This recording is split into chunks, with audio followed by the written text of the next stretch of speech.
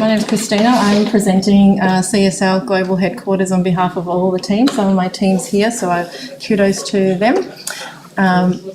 This project sits on Wurundjeri land. CSL is Australia's largest global biomedical operator. They started up in 100 years ago for the World War I pandemic, and funnily enough, here we are 100 years later. They were one of the first to set up for the pandemic, and we were building their headquarters during the pandemic. They're currently situated on a Parkville site, so their Parkville campus site, very greenscaped, and our team had the challenge and vision of bringing them closer to the city, real centre core to the biomedical industry. So aligning themselves with the Royal Melbourne Hospital and the universities was critical to how we moved them across.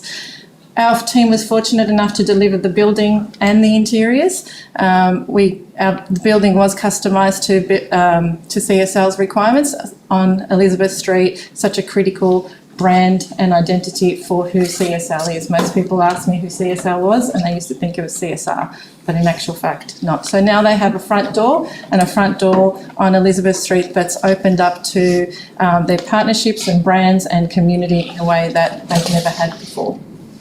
The brief was quite complex, 40,000 square metres. This is the biggest interiors undertaking Cox Interiors has taken, and it brought together research labs, laboratory. We did the base building, we redesigned the building to suit CSL's needs at the time.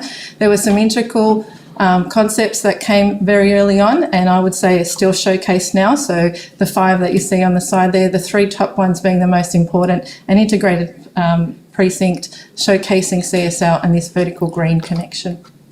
The building is 16 levels. The base levels are all dedicated to communal, arrival and collaborative spaces, central laboratory, top workplace. The concept that we came up with this vertical campus that connected had to stay true throughout, and was also the way that we could start to dissect what was quite a complex laboratory requirement. So you can imagine putting a laboratory and stacking it was not a simple task. We also had the element of creating a CSL experience and bringing it all together. So as you start to see some images we run through, you start to see how the whole building is connected and unified in palette and story. The tree walk, or the green walk, was a homage to the Parkville site and the piece that actually connected you from ground all the way to level 16. As it spuns through the building, so it starts at ground level through some really clever security alignments. As you walk into the building, it's the first thing you connect with, and through the connection it connects you through to mezzanine, level 1, beautiful weaving through the laboratory levels. Fire, you can only imagine the complexities that came across weaving a stair through 16 levels.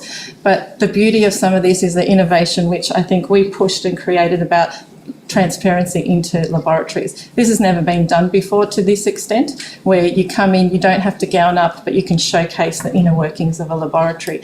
And what it did start to do was connect laboratory to work, but also it started to become an extension of the workplace. So the workplace became a connected piece to all this.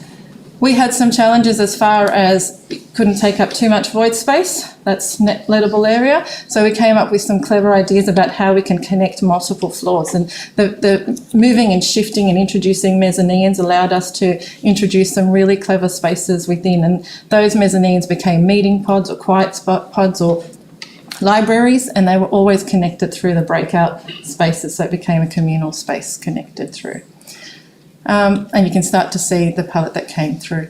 The multidimensional activated podium again paid homage to the tree walk. The ground, mezzanine and level 1 all include that front of house amenity, the communal stuff. There's a new front door for CSL, concierge was a big part of it. Arrival town hall where they could bring together 200 people, their staff and partners, without having to go through security was a big part. Finishes, the element, we've got custom design carpets, they all tell a story that connects to the place and to the client. The details that went into this project were significant for us. This is a 20-year lease plus, so the budget that we had to spend because of the scale of project enabled us to do things that we traditionally would not do on a project of this scale. Customised rugs, these were hand-drawn landscapes that some of our team drew, and then we had them replicated into a custom rug design. The colours we chose were to complement the green. The green was such a strong part of the biophilic and the landscape design that the rest of the palette became Australian landscape inspired, but also spaces that are easy to spend lots of time in and comfortable. So you can see as we flick through, auditorium was a significant new introduction when CSL came on, so we had to readjust floor plates to allow this to happen, and you see the language still continues to come through. Business Hub got introduced quite late. This is on ground floor. This is about telling the CSL story and how they can showcase it down on Elizabeth Street. This is open to anyone, backs off onto a retail, so it's quite an invited but open space to connect through. The laboratories themselves, intricate, complex, but I think and you can see that's on level 3 of the building, the complexity that went in and behind. And we worked very closely with CSL. PDG, as the owner, just celebrated the tenant that was coming through, and you can see that in the outcome. These write-up spaces, meeting spaces adjacent and with view lines and transparency into the laboratories was quite important. And you can start to see that these beautiful spaces you would not traditionally have look onto laboratories spaces and connected. The palette, the green weaves throughout each floor, so wayfinding, materiality is all integral. We don't have signs everywhere telling you because you belong to place and it's all central.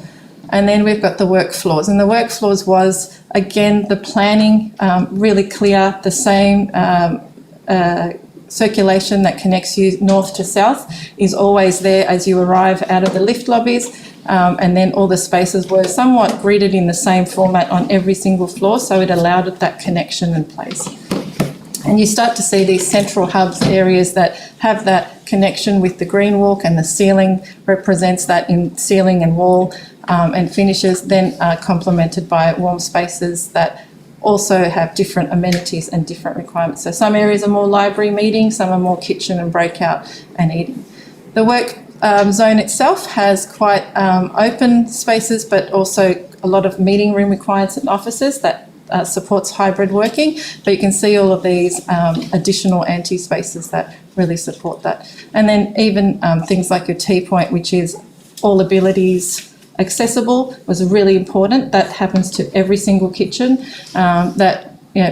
Picking the colours that we did was also about understanding the neuroscience about how people react to these spaces. So these timeless colours of nature were really important for that. And that's me. So it's terrace on level 16, and there's my time.